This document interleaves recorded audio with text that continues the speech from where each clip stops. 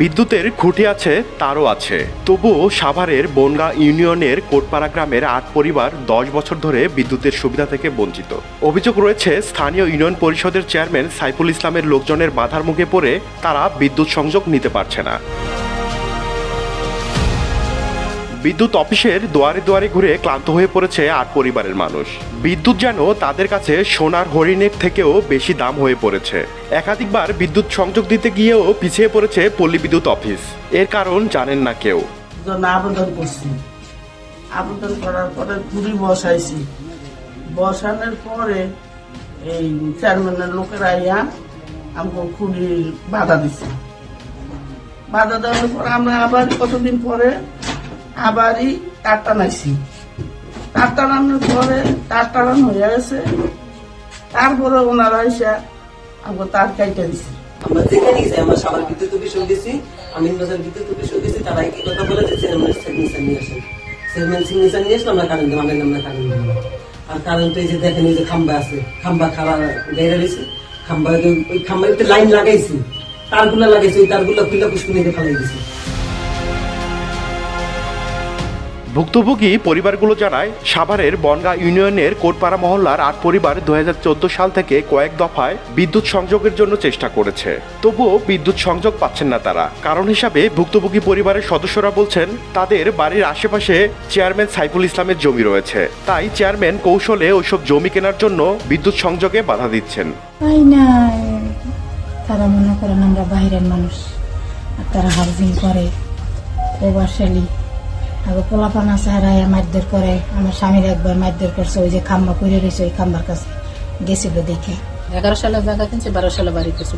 বাড়ি করার পর আমরা বিদ্যুতের জন্য দরখাস্ত করছি। দরখাস্ত করার পর আমরা চেষ্টা করছি, তারপর লাম টানাইছি, খাম্বা টানাইছি, তারপর সবকিছুই করছি। তারপর হেরা অনেক চেষ্টা করার পর আমাদের একদিনের সময় নিয়ে তারা আমাদের বিদ্যুৎ দেয়নি। এ বিষয়ে মুঠোফোনে জানতে চাইলে বনগাঁ ইউনিয়ন পরিষদের চেয়ারম্যান সাইফুল ইসলাম জানান, রাস্তা না থাকার কারণে তারা বিদ্যুৎ সংযোগ পাচ্ছেন না। বিদ্যুৎ নেওয়ার জন্য একটা রাস্তা লাগবে, রাস্তা নাই দিলে ওইখানে 2টা লোক কারেন্টের শর্ট খেয়ে মারা গেছে। কারণে ওইখান থেকে আমরা বলে দিচ্ছি যে তোমরা আগে বাড়ির থেকে নিতে, একজনে জমির উপর একজনে নিতে দেন, যে আপনারা রাস্তাটা আগে তৈরি করেন, সেই রাস্তাতে আপনারা নিবেন, সবাই সাইডে সাইডে রাস্তা তৈরি করেন। আচ্ছা, সেইখানে আমরা বিদ্যুৎ নেন। বুঝতে পারছি।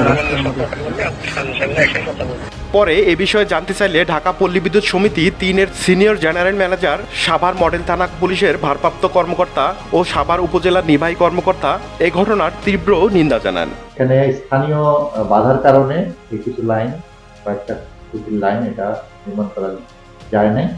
এখন স্থানীয়ভাবে যদি বাধা নিরসন হয়, সেটা আমাদেরকে জানানো হয়, আমরা সেখানে আবার পুনরায় টেন্ডার করে এই লাইনটা আমরা নির্মাণ করব।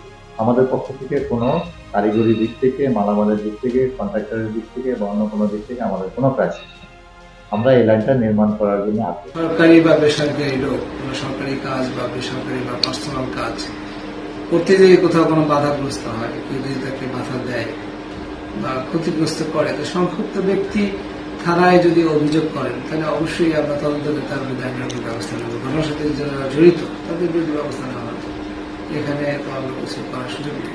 আপনারা জানেন যে মাননীয় প্রধানমন্ত্রীর অনুশাসন আছে, নির্দেশনা আছে যে প্রতিটা ঘরে ঘরে বিদ্যুৎ পৌঁছাবে। তো সাভারের মতো একটা সমৃদ্ধ উপজেলায় কেউ বিদ্যুৎ বিহীন থাকবে, সেটা কোনোভাবেই কাম্য নয়। আমরা চাই দ্রুততম সময়ের মধ্যে যথাযথ কর্তৃপক্ষ বা যথাযথ প্রতিষ্ঠান সেখানে বিদ্যুৎ পৌঁছে দিবে।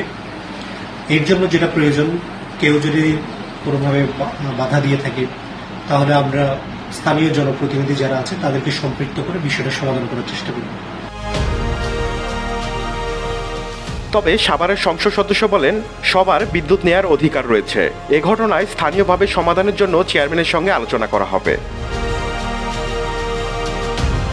রাশিদুল ইসলাম, ভোরের পাতা, নিউজ ডেস্ক।